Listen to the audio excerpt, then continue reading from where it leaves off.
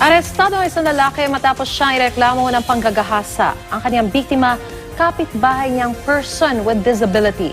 Balitang hatid ni Cesar Apolinario, exclusive.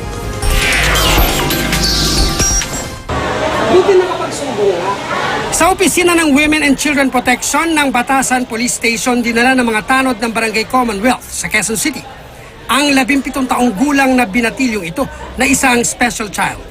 Kwento ng ina at kapatid ng biktima sa pulis na may hawak ng kaso. Dinatnan nila ang binatilyo sa bahay na balisa at may dinaramdam kaya kinausap nila. Ikinagulat daw nila nang magsabi ito na pinagsamantalahan siya ng 50 taong gulang na kapitbahay nilang si Arturo Tolentino. Itinitalya rin ng biktima sa pulis ang umano'y pambababoy na ginawa sa kanya. Umamin ang suspect sa GMA News na pinagsamantalahan nga niya ang binatilyo.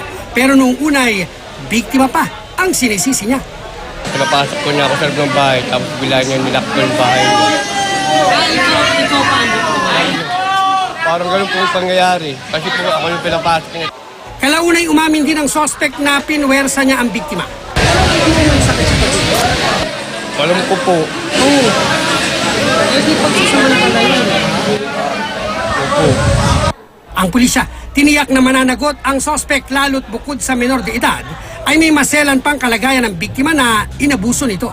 Inihahanda na ng pulisya ang reklamong rape at paglabag sa Special Protection of Children Against Abuse, Exploitation, and Discrimination Act laban sa suspect.